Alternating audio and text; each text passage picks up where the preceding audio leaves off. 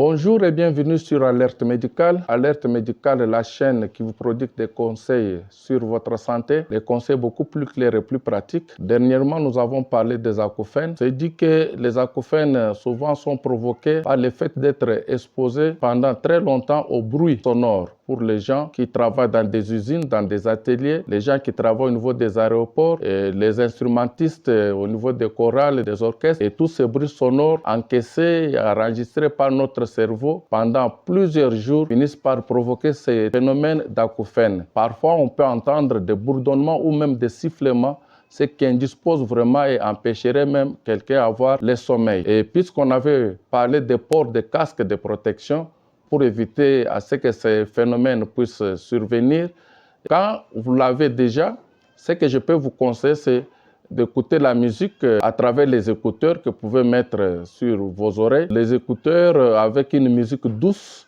ça peut vous bercer petit à petit jusqu'à ce que vous allez vous plonger dans le sommeil.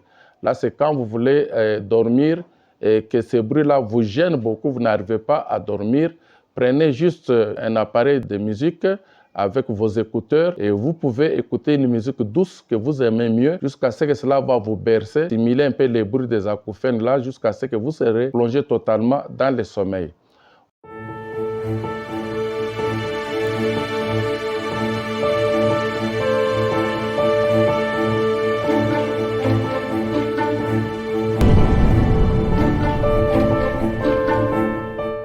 Aujourd'hui, le thème que nous voulons explorer, c'est les bouchons de cérumen.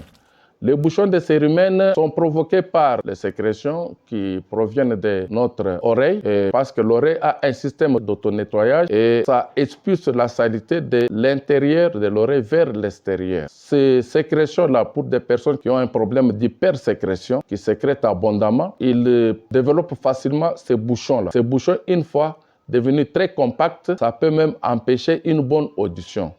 Parfois, ça peut même abolir totalement, vous n'entendez presque rien avec l'oreille bouchée. Et une fois qu'on examine la personne, on voit ces bouchons-là au niveau de votre conduit auditif. Tout ce qu'on demande, c'est de laver, de faire un lavage auriculaire. Le lavage auriculaire consiste à purger de l'eau légèrement tiède dans le conduit auditif au moyen d'une seringue spéciale ou d'une poire. Et vous allez purger, nettoyer l'oreille avec cette eau-là légèrement tiède jusqu'à ce que toute la saleté sera enlevée et l'eau reviendra claire. Et par rapport à l'accumulation de déchets ou de saleté au niveau de l'oreille, tout ce que nous vous demandons, c'est d'éviter l'usage des bâtons ou des tiges coton. Les tiges coton, quand vous les enfoncez dans l'oreille, vous ramenez la saleté au fond de votre oreille. Et quand ça va s'accumuler là-bas, à la longue, ça va faire un bouchon. Tout ce qu'on demande, c'est de nettoyer l'oreille avec l'eau, comme nous venons de le décrire. Et cela va totalement rendre l'oreille très propre et empêcherait toute formation du bouchon de cérumen. Donc la pratique d'usage des tiges coton est vraiment prohibée parce que ça ramène toute la saleté. Vous savez que dans l'oreille, il y a l'enduit qui empêche la pénétration, que ce soit des insectes, que ce soit de la poussière, pour ne pas aller déranger le fond de l'oreille. Et cet enduit-là retient toutes ces choses-là au niveau du conduit auditif. Et pour bien enlever cela, n'utilisez pas les tiges coton, sinon vous ramenez toute la saleté au fond de l'oreille. Mais par contre, il faut procéder à un lavage auriculaire ou un lavage de l'oreille. Je pense que ce petit conseil, vous l'avez bien